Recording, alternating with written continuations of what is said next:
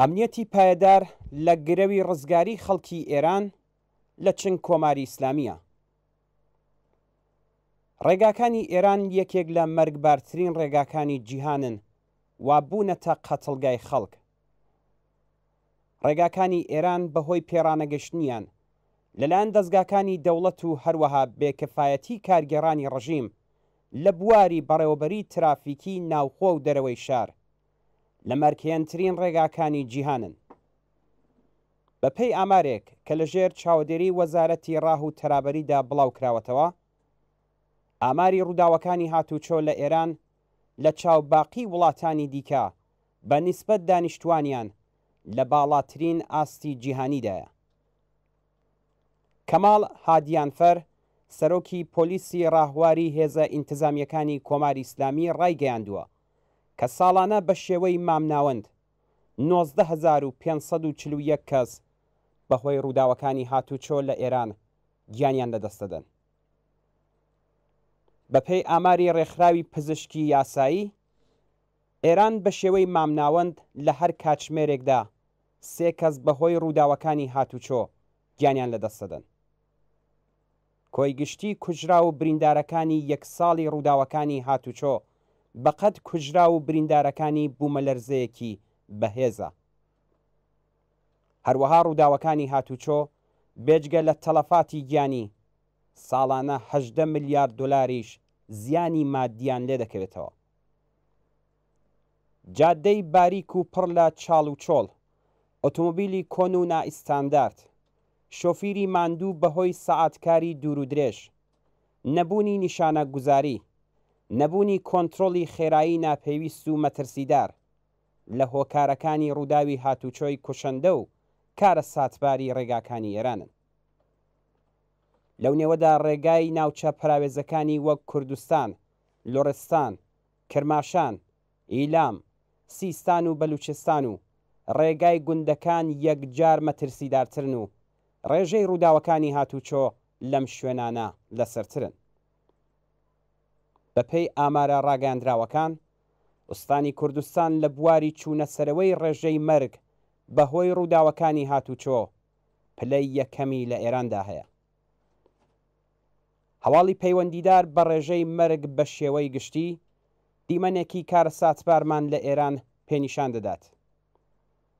مەرگ بەهۆی پیسبوونی هەوا، مەرگ بەهۆی ڕووداوەکانی هاتوچۆ، مەرگ بەهۆی ئەو ڕووداوە سروشتیانەی کە دەکرێت بەریان پێبگیرێت، مەرگی منداڵان بەهۆی کێشەی دەرمان و خۆراک، مەرگ بەهۆی نەخۆشی کۆڕۆنا لە ئاکامی خاوبوونی پرۆسەی واکسەناسیۆن.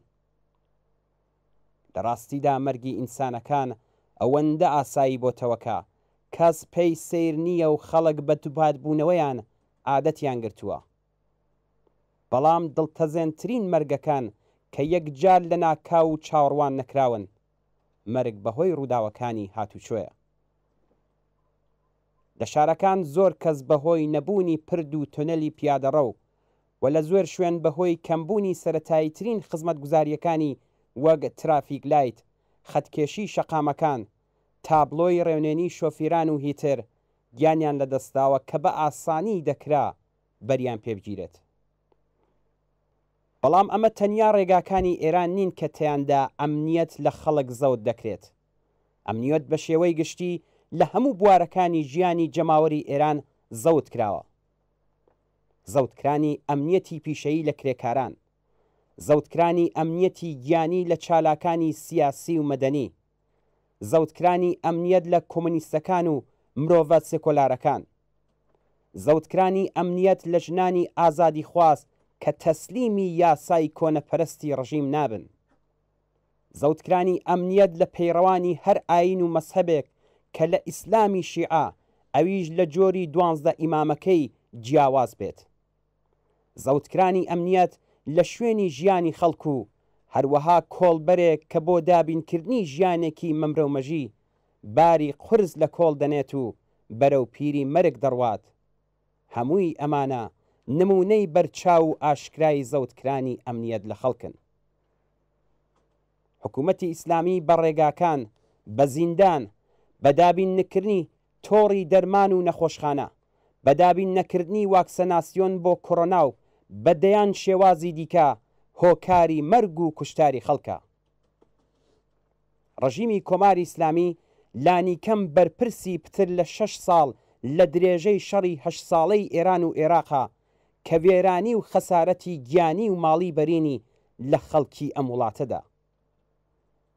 کۆماری ئیسلامی دەمێک ساڵە سەرەڕای بودجەیەکی یەکجار زۆر کە دەیکاتە هەزینەی شەڕ لە سووریا هەزاران بنەماڵەی ئێرانی و ئەفغانی داغداری لە دەستدانی ڕۆڵەکانیان لە مەیدانەکانی شەڕی کۆنەپەرستانە کردووە.